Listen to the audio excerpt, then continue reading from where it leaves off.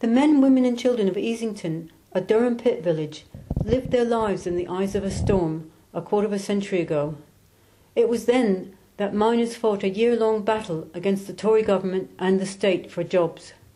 Photos from Easington taken by Keith Pattison during that confrontation are on display at King's Place Art Centre in London. Prize-winning author David Peace wrote the words to go with the images. David is perhaps best known for the Red Riding Quartet, his dramatic series about the dark underside of the West Yorkshire police, and his novel about Brian Clough, The Damned United. But he feels his most controversial novel is in fact GB84, which is set in the year of the strike. A World to Win caught up with them at the opening of their show.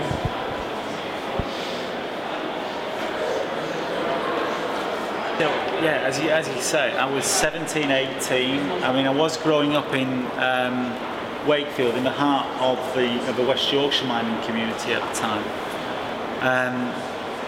But I wrote the book in 2001, 2002 in Tokyo, and to try to bring that time and place back was obviously very difficult. But these photographs that you see here were a major part of me trying to remember that time, that place, and also trying to understand that time, that place.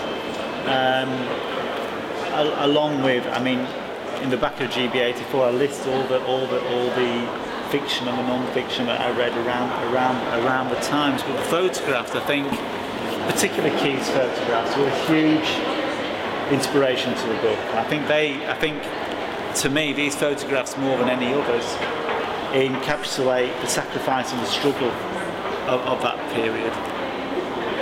You know, what do these photographs, what do these memories teach us, and what can we learn, and how do we apply it to the situation we're in now? These people, okay, everyone's going to say, oh, the miners lost, but for a year they resisted.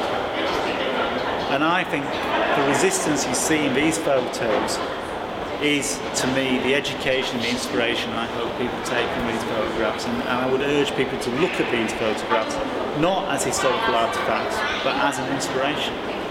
You know, here you've got how your benefit is worked out. You've got Karl Marx, you've got Alex Skylar, and it's just, you know, it's just a fantastic. Don't forget it's got Constable. I know, yeah. That's a nice thing about it. This is England. Make things better. Like they used to say. We've recently heard all these stories of provocateurs and people are so shocked and so surprised. But this has been going on since the beginning of the establishment of police forces in this country. I mean, it's no surprise to most educated people that the police use provocateurs in all kinds of disputes, and they use them all the time. They use them throughout the strike. It's constantly being denied that MI5 and the police use Asian provocateurs. I would say they're liars. It's just not true. They used provocateurs and the police in order to undermine the strike. I asked Keith Pattison, who took the photos, about the dramatic events he saw as riot police swamped an isolated and peaceful pit village.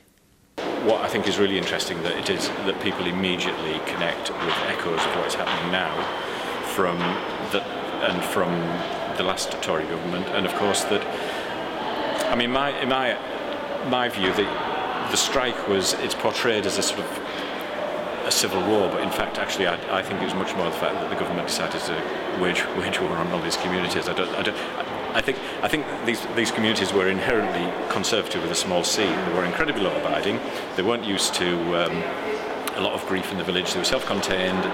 They almost policed themselves, and yet suddenly the absolute forces of the state were massed in a quite staggering way against them, and they resisted that. But again, you know, we've got a government that is virtually seeking out the poor and the vulnerable and making them pay for the folly of, well, capitalism, basically. Yeah. You know, we have a so-called government, a coalition, that rode roughshod over democratic processes.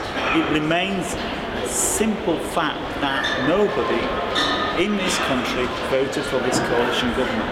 And if you do that, if you then take power and ignore the democratic wishes of that electorate, to me, I mean, to use Rancière's phrase, it just displays a hatred of democracy. And to me, it's undermining democracy.